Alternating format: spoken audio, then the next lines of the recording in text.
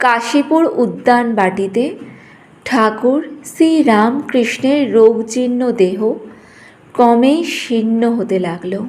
1886 খ্রিস্টাব্দের শ্রাবণ মাস প্রায় শেষ হয়ে এলো। নানা কথায় নানা ইঙ্গিতে ঠাকুর আভাস দিলেন যে তাঁর লীলা সংবরণের কাল সমাগত। শরীর ত্যাগের দিন বিছানায় বালিশে ভর দিয়ে ঠাকুর বসে আছেন। একে রোগশয্যা, তাতে আশার আলো নির্বাপিত, তাই চারিদিকে গভীর বিষাদের ছায়া। শ্রীমা ও লক্ষ্মী দিদি কাছে আসতেই ঠাকুর বললেন, এসেছো?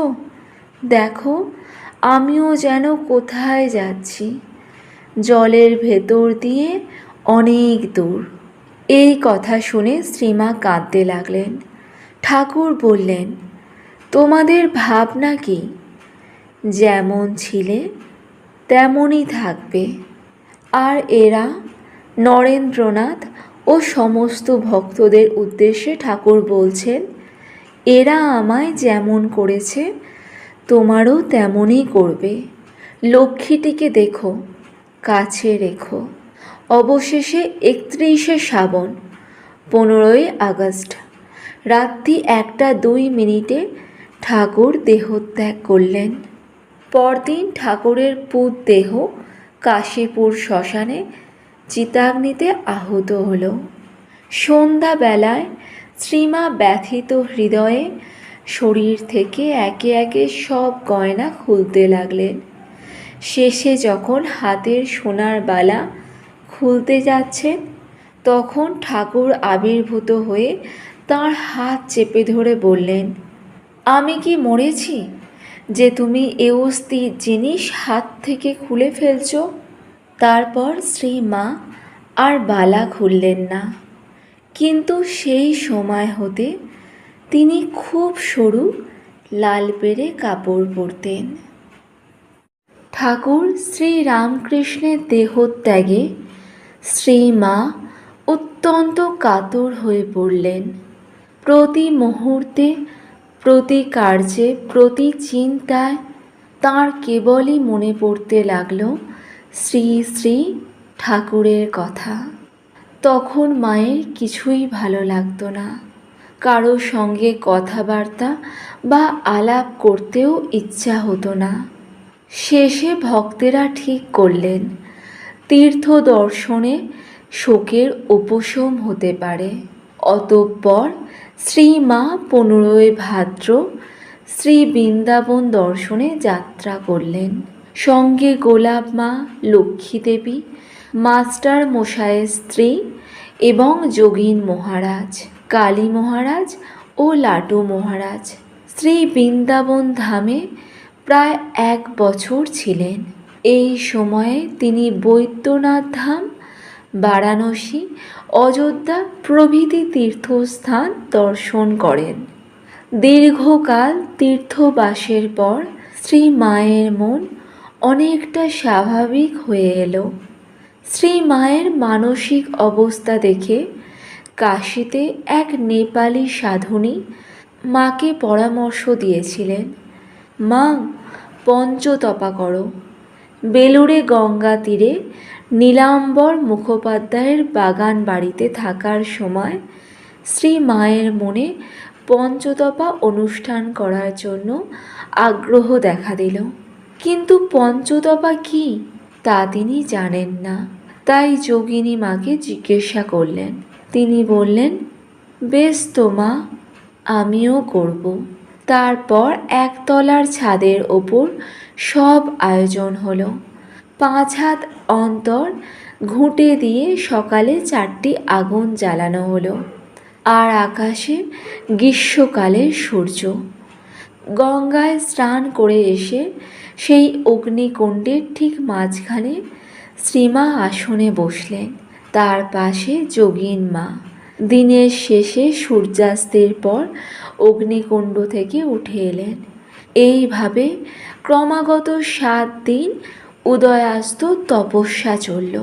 ফলে শ্রী মায়ের শরীর ঝলসিয়া একেবারে অঙ্গার বর্ণ হয়ে গেল, তবে মনের আগুন অনেকটা নিভল। শ্রীমা বলছেন, ভগবান কি একটি একটি করে সৃষ্টি করেছেন, না তার একটা শক্তি আছে, তার হাতে জগতের সব হচ্ছে, নাতে লোপ পাচ্ছে। যা হয়েছে সব এককালে হয়েছে, একটি একটি করে হয়নি। এ যেন তার এক কল চলছে, এই যেমন ময়দার কল, তার অনন্ত সৃষ্টি, তাকে সর্বক্ষণ দেখতে হচ্ছে। অত খুঁটিনাটি দেখলে কি চলে?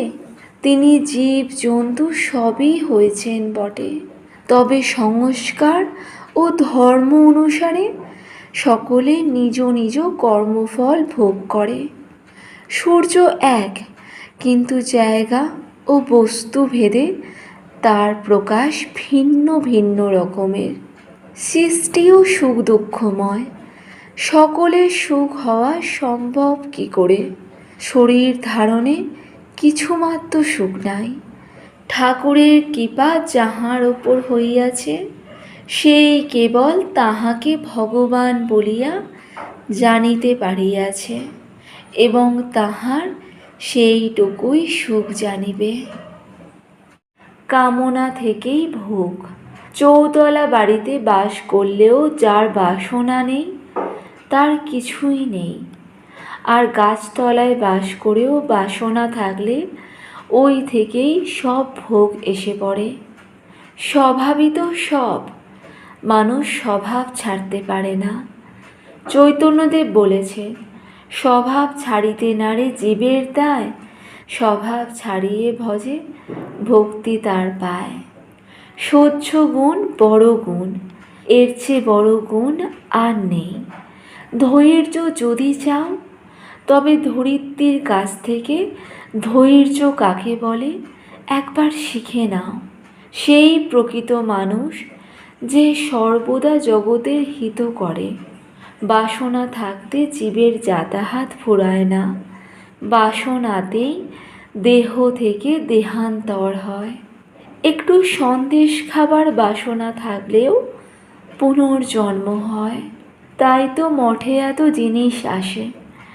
বাসনাটি সূক্ষ্ম বীজ, যেমন বিন্দু পরিমাণ বটবীজ হতে কালে প্রকাণ্ড বৃক্ষ হয়, তেমনি বাসনা থাকলে পুনর্জন্ম হবেই। যেন এক খোল থেকে নিয়ে আর এক খোলে ঢুকিয়ে দিলে একেবারে বাসনা শূন্য হয় দু একটি। তবে বাসনায় দেহান্তর হলেও পূর্বজন্মের সুকৃতি থাকলে চৈতন্য একেবারে হারায় না। শোনো মা, যত বড় মহাপুরুষই হোক, দেহ ধারণ করে এলে দেহের ভক্তি সবই নিতে হয়। তবে তফাৎ এই, সাধারণ লোক যায় কাঁদতে কাঁদতে, আর ওরা যান হেসে হেসে। মৃত্যুটা যেন খেলা।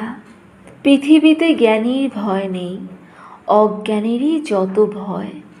তারাই বদ্ধ হয়, পাপে লিপ্ত হয়। কি চাইতে কি চাইবে, তাঁর শরণাগত হয়ে থাকাই ভালো। তবে ভক্তি ও নির্বাসনা কামনা করতে হয়, এ কামনা বাসনার মধ্যে নয়।